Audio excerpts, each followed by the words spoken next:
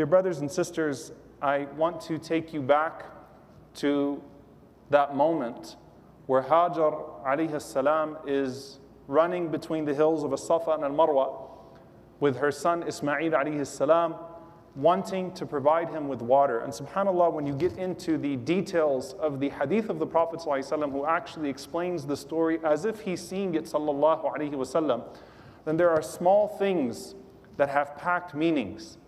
Amongst them is that Hajar radiyallahu ta'ala anha, Ismail, was breastfeeding Ismail alayhi salam. And she was the vessel by which Allah subhanahu wa ta'ala was nourishing that baby boy, and so she would drink and eat whatever she could find around her until she no longer had anything from her own body to give to Ismail alayhi salam. And the Prophet ﷺ says, وَجَعَلَتْ أُمُّ إِسْمَعِيلَ تُرْضِعُ إِسْمَعِيلَ وَتَشْرَبُ مِنْ ذَلِكَ الْمَاءِ حَتَّى إِذَا نَفِدَ مَا فِي السِّقَاءِ عَطِشَتْ وَعَطِشَ ابْنُهَا. He said sallallahu alayhi wasallam that she used up every drop of water that she had left until she no longer could feed her son, and then she became dehydrated, and her son as well had nothing to drink. And then look at what the Prophet ﷺ says about this moment. He says alayhi salatu wassalam, وَجَعَلَتْ تَنْظُرُ إِلَيْهِ يَتَلَوَّى فَانْطَلَقَتْ كَرَاهِيَةَ أَن تَنْظُرَ إِلَيْهِ.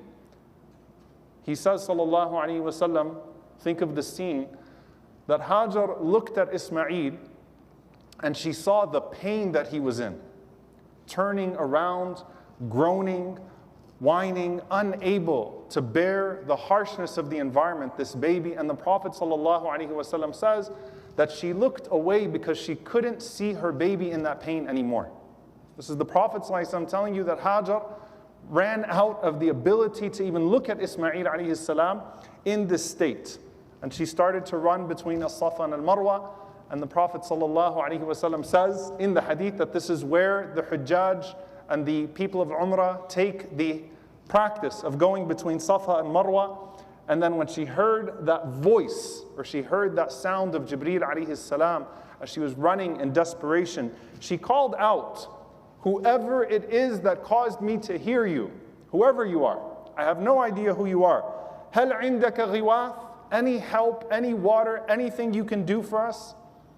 And at that moment, the Prophet ﷺ says that she looked at Jibreel alayhi salam, and Jibreel alayhi salam with his heel struck the ground, and then Zamzam comes bursting out, providing not just for her and her child, but bursting through the ground. And he says sallallahu alayhi wasallam that Hajar goes to the ground and she starts to dig the well around that bursting water. And he says sallallahu alayhi wasallam, Yarhamullah Ismail, لو تركت زمزم لكانت زمزم عينا معينا. He said, may Allah have mercy on the mother of Ismail. If she would have left Zamzam to flow, it would have flown throughout the earth, meaning it would have flowed throughout the earth and touched every single part of its surface. But she carved out that area of the well from which we benefit from today. Why do I start with the story for the particular subject that we have today?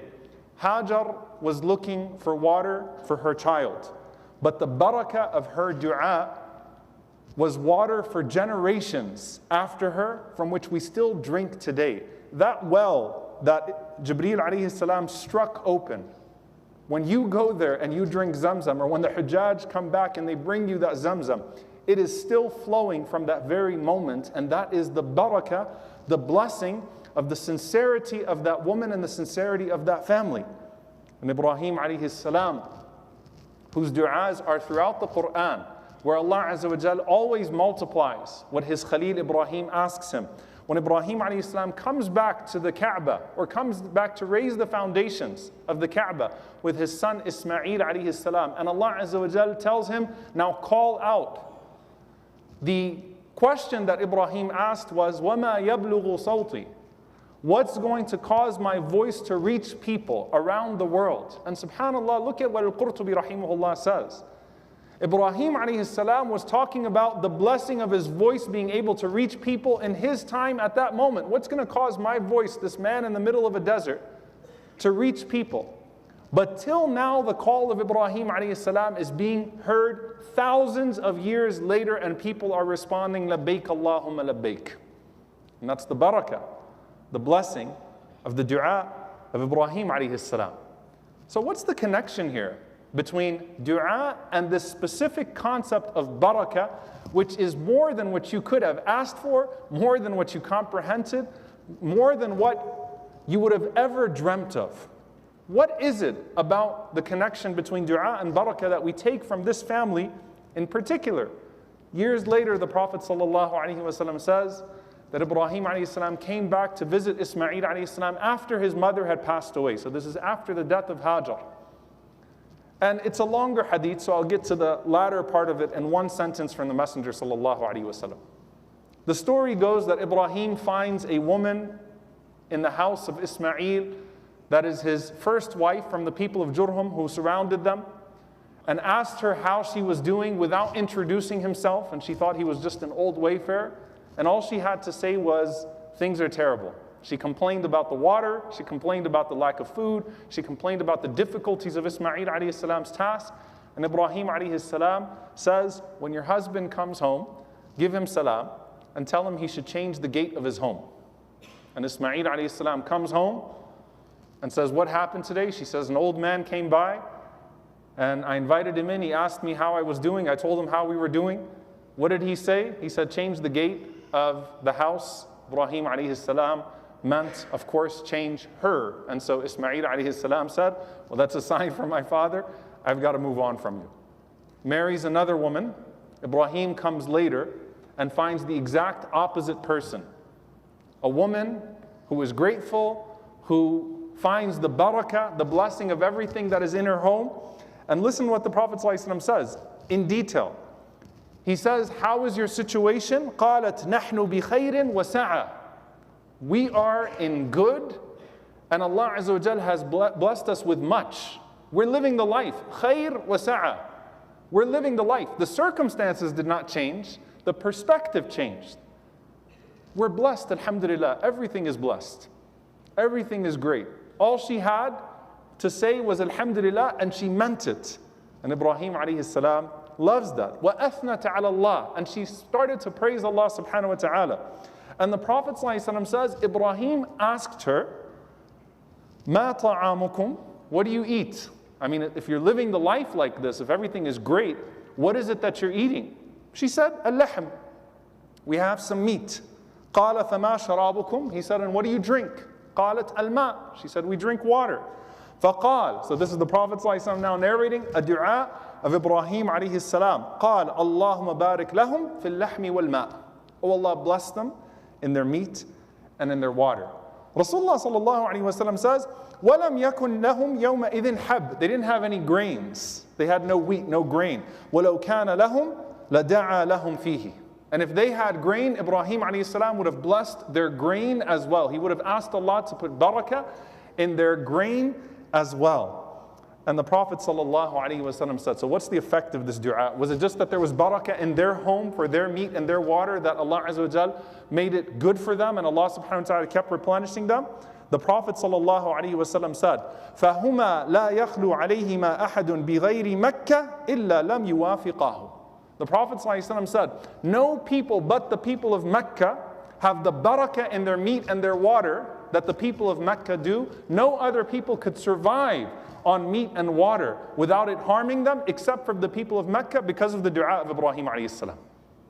That's the barakah, the replenishing, the establishment of a civilization, a prophet that comes amongst them, that guides them, more precious than the food and drink that they have. And the Prophet ﷺ is saying, the effect of the blessing of Ibrahim on the little meat that he saw in that house that day, and the little water that he saw in that house today, is still there thousands of years later when you eat the meat and drink the water of Mecca. That's barakah. That's the blessing of the family of Ibrahim alayhi salam. And it continues. Ali ibn Abi Talib radiallahu ta'ala anhu says that when we made hijrah and we made our way to Medina, the Prophet sallallahu alaihi wasallam was at Harrat al-Suqya, an area that belonged to Sa'd ibn Abi Waqqas radiallahu ta'ala anhu. And the Prophet sallallahu alaihi wasallam said to us, bring me wudu, bring me some water to make wudu with. And so we brought wudu. And the Prophet sallallahu alaihi wasallam made wudu with that water, and then he faced the Qibla, and he raised his hand sallallahu alaihi wasallam facing in the direction of Mecca. وقال Allahumma inna Ibrahim kana abdaka wa khalilak wa da'a li ahli Makkah bil barakah. O Allah, your servant Ibrahim alayhi salam, your friend Ibrahim alayhi salam, your prophet Ibrahim made dua for the people of Mecca, for barakah, and you granted him that. وَأَنَا عَبْدُكَ وَرَسُولُكَ, and I am your slave and your messenger, sallallahu alayhi wa sallam. أدعوك لأهل المدينة أن تبارك لهم في مدهم وصاعهم مثلي ما باركت لأهل مكة مع البركة بركتين. The Prophet ﷺ said, I am your slave and messenger, calling upon you, and I'm asking you to bless the people of Medina in their grains, in their measurements, meaning their handful, their sa'a, their mud, all of their measurements, all of their grain, all of their water. And for each blessing that you gave to Mecca, let it be doubled for the people of Medina. And you benefit from that barakah today. You go to Medina and the air is different. Everything is different about Medina. That's the barakah of the dua of your Prophet sallallahu alaihi wasallam, who based his dua on the barakah of the dua of Ibrahim alayhi salam. And as the scholars mention, Allah Azza wa Jal himself blessed Al-Quds. May Allah subhanahu wa ta'ala free it. Al-Ard allati barakna fiha lil-alameen. And even barakna hawlahu, the place, the land that we have blessed for all time. And we have even blessed the land around it. May Allah subhanahu wa ta'ala liberate it. Allahumma ameen. We see the Prophet sallallahu alaihi wasallam praying for the barakah of different places in his own life. Sallallahu alaihi wasallam قال اللهم بارك لنا في شامنا وبارك لنا في يمننا. Oh Allah, bless us with our Sham, bless us with our Yemen. May Allah subhanahu wa ta'ala bless the places of Asham and bless Al-Yemen and free them from their poverty and their devastation and increase them in that blessing. Allahumma ameen. SubhanAllah, look at even the ownership. Our Sham, our Yemen. You talk about how we think as an ummah. The Prophet ﷺ was neither Shami nor Yemeni. But our Sham, our Yemen. So when you look at these places and you find them in drought and devastation, you make dua for them as our Sham and our Yemen and our Palestine and our Somalia and our Iraq and whatever it may be. They're ours because we're one ummah. And we pray for barakah for them the same way we pray for barakah for ourselves. The Prophet ﷺ used to pray for barakah in certain times. قال عليه الصلاة والسلام اللهم بارك لي أمتي في بكورها. O Allah, bless my ummah in its morning hours. And as the narrators mention, that from that dua of the Prophet ﷺ, the ummah is more productive spiritually and even materially in its morning hours. That if a person were to start their day early after Fajr, they will find more blessing in that time than any other time of the day. And that's from the dua for barakah from your Prophet sallallahu alaihi wasallam. We find it from the Messenger sallallahu alaihi wasallam that when he would pray for a family, he would say, Barakallahu laka fi ahlika wa malik. May Allah subhanahu wa ta'ala bless you in your family and in your wealth. When people would get married, he would say what? Barakallahu lakuma wa baraka alaykuma wa jama'a baynakuma fi khair. May Allah pour his blessings upon you and between you. It was a constant habit of the Prophet sallallahu alaihi wasallam. And now we say, Eid Mubarak, Barakallahu fikum, Barakallahu lak. But are you really thinking about what you're saying? And I want you to think about this concept, subhanAllah, that the Prophet ﷺ taught us to even remove envy from ourselves by what? When you see someone who has something that you start to covet inside, the Prophet ﷺ taught us to say, Barakallahu laka fiha, or Barakallahu laka fihi. May Allah subhanahu wa ta'ala bless you with that which you have. Not only do you not covet it or wish that it would be taken away from that person and given to you, you even make dua that Allah subhanahu wa ta'ala bless them to the maximum extent with sincerity so that they can benefit from that in a way that is pleasing to Allah subhanahu wa ta'ala and pleasing to them as well. He taught us sallallahu alayhi wa sallam a very powerful, beautiful dua which is expansive in this regard. For dua, for barakah for ourselves, he used to say sallallahu alayhi wa sallam, Allahumma aghfir li dhanbi wa wassi' li fi dari wa barik li fima razaqtani. Allahumma aghfir li dhanbi. Oh Allah, forgive my sins. the number one reason why barakah is not present in something is because there's the disobedience of Allah subhanahu wa ta'ala in that thing. If you want to lose barakah in your health, you use it in a way that's displeasing to Allah. You want to lose barakah in your wealth, you use it in a way that's displeasing to Allah subhanahu wa ta'ala. That means no matter how much you have, it will not be blessed and no good will come from it. So Allahumma ighfir li dhanbi. And then the Prophet ﷺ said, وَوَسِّعْ لِي فِي دَارِي.